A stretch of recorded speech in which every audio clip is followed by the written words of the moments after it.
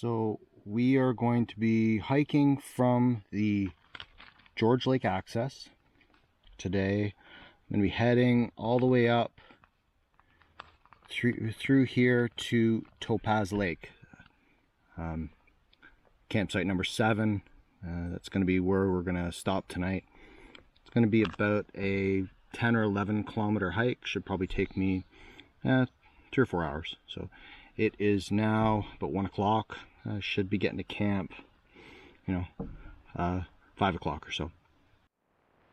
It's October the 20th. I'm just starting the Clouche Trail.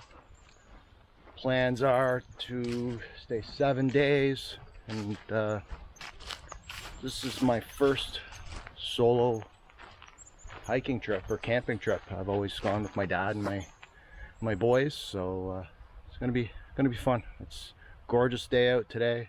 It's about 1 o'clock. I've got about a 4-hour hike into my first campsite.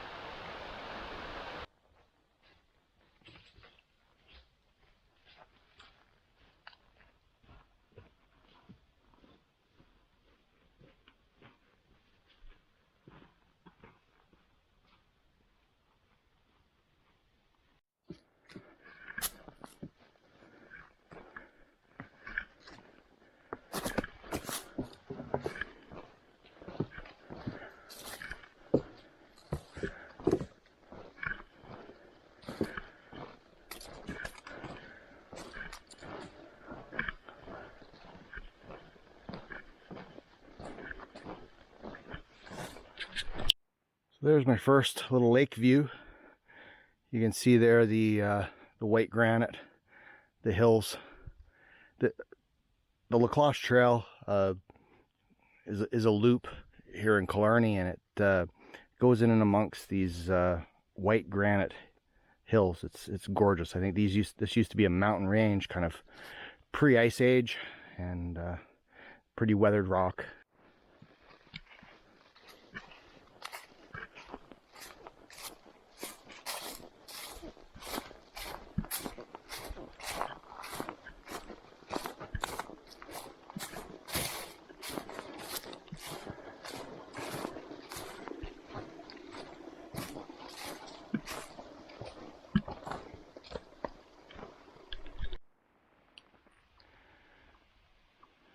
So all the bright colors of the fall are pretty much over. There's some of the maples still have some yellow leaves on, and it's still changing, but nonetheless, still very pretty here.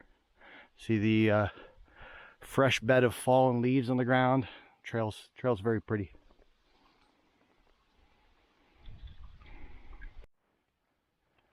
Kind of an impressive outcrop of rock. I'm probably a half hour into the hike so far. I've crossed 4 creeks that would be suitable water sources. So at least in the fall and probably even in the spring, not a lot of reason to be carrying a lot of water on you, at least for the first little bit of the trail. So I just passed a couple who we're going to do the loop, and they decided to turn around. It was they said it was pretty wet up ahead, and they're calling for thunderstorms tonight. So they're heading back to the car, and they're gonna start hiking in on the other side so they can go up and do the crack and hit some of the other features on the trail as well. So anyways, that's. If I have to get my feet wet, I have to get my feet wet, I guess. But the trail goes by this nice little pond.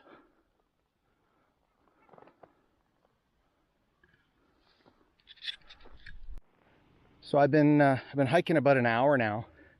I'm just starting to get a glimpse of some of these white granite or white quartz hills that I was talking about previously. So now I see a little bit about what that couple were talking about all the water.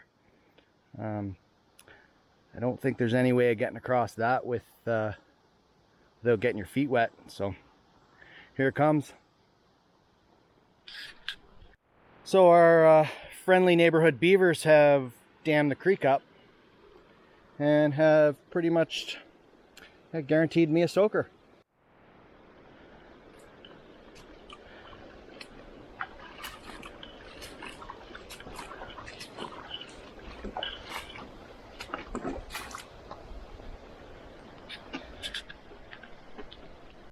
So you can see the rock here looks like it's a quartz, not a granite.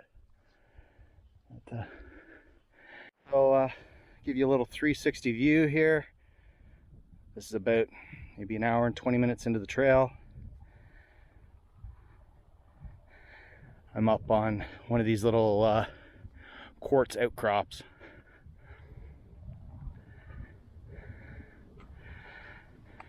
Yeah, just stunning.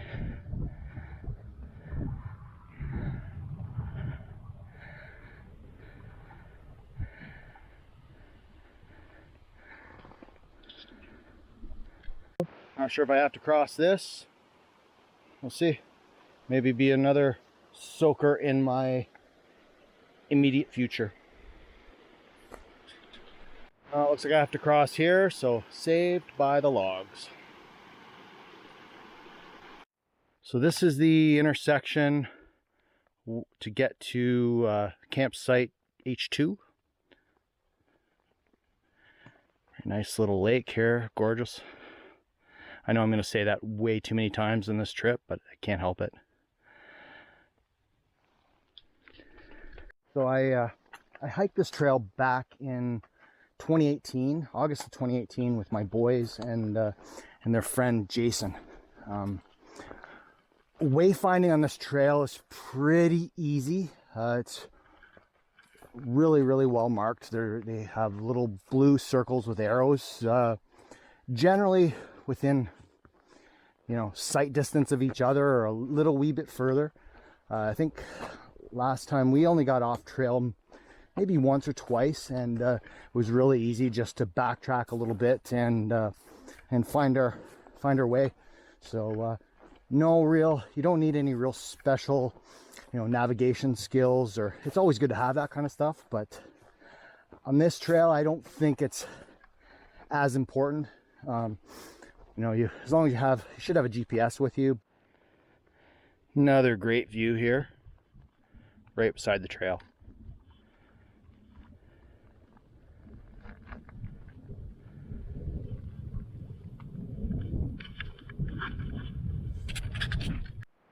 Probably going to be into soaker number 2 today. Have to cross this little beaver dam, and trail continues on the other side. So here goes. Halfway across. So far so good. I think I'm going to make it across with no soaker.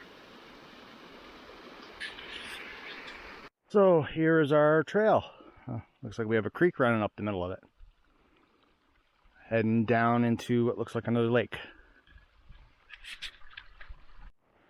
Okay, I'm probably 2 hours and 8 kilometers into the hike. As you can see, I'm still in the woods. This is kind of a mixed, and brace yourself. Anyone who knows me is going to be impressed that I can say these words, let alone know what the meaning is. So this is a mixed coniferous and deciduous forest. So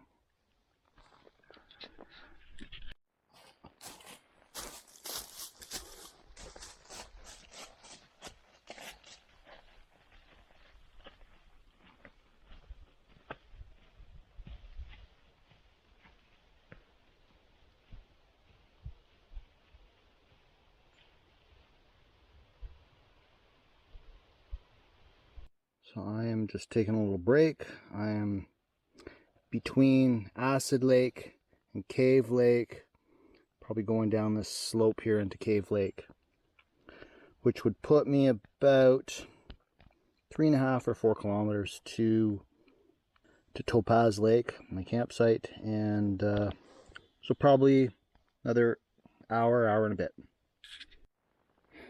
So this here is the intersection for campsite 5. Campsite 5 is that way. The trail goes up here. It's really pretty swamp meadow type of an area here. Trail goes around here to the right, but yeah, really nice.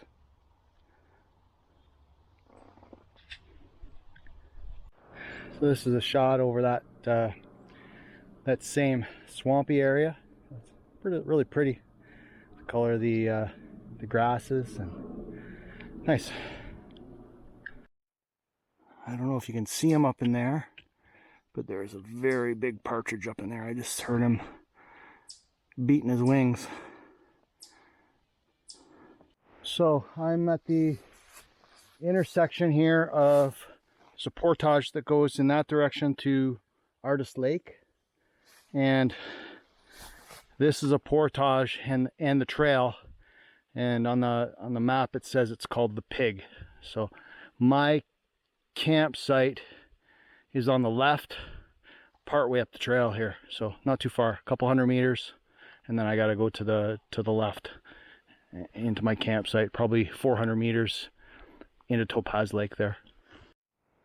So right here is the intersection into H7, which is Topaz Lake campsite. So it goes on up that hill there. I'm part way up the Pig. I can see why they call it the Pig. It's pretty steep. That's it there. It's been all uphill since Artist Lake. Yes, and this climb is to get to the campsite. Nice. Finally made it to my campsite. This is my view here at Topaz Lake. Probably my favorite campsite on the whole trip.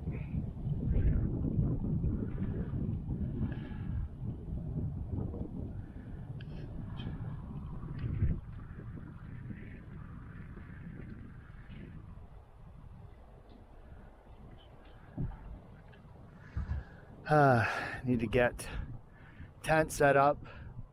Wind's starting to pick up a little bit.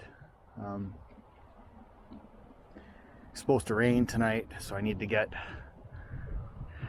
tent set up, food ready, water filtered. I don't know if you can tell a little bit if it was a little bit more sunny, but the lake has kind of an emerald shade to it. It's really pretty. I have to, I'll collect a little bit of firewood. Hopefully I can have a little bit of a fire tonight and get a good sleep, and off to Three Narrows Lake tomorrow.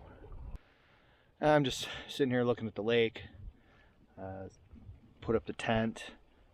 Supper is rehydrating. I'm having spaghetti tonight. Then I just have to go and hang up my bear bag once I'm done with supper, and then it's probably time for bed. It's after 6 o'clock here. I probably don't have time to gather wood. I think it's going to get windy, and I was up at 4:30, so I think I'm going to skip the campfire tonight, and I'm just going to sit here and enjoy the lake here for a little bit and head to bed early. I brought my Kindle, so I'm going to read for a little while and probably get a good night's sleep and get up early and hit the trail and get to the next campsite. So anyways, that's end of the first day. It was good. My right knee is a little tad sore, but last time I did this in 2018, my right knee was so sore I didn't know whether I was going to continue the trail. I almost turned back. Second day, the knee was way better, and second day isn't a bad day for elevation. It's pretty flat most of the day, so it's a pretty easy day. I'm going to be staying at Three Narrows Lake which is the same campsite I stayed at 2018 as well. So the first two campsites are the exact same. Yeah, looking forward to a fairly easy day tomorrow. So I don't need to get up super early, but it depends. I'm gonna get lots of sleep, so might be up early anyways. Yeah, just gonna give you one more look at Chris's Lake tonight. The only campsite here. So this Topaz Lake. Just sitting here listening to the water run out of the rocks on the far side of the lake, and in the wind. It's started to get a little overcast, so I think the rain's gonna be coming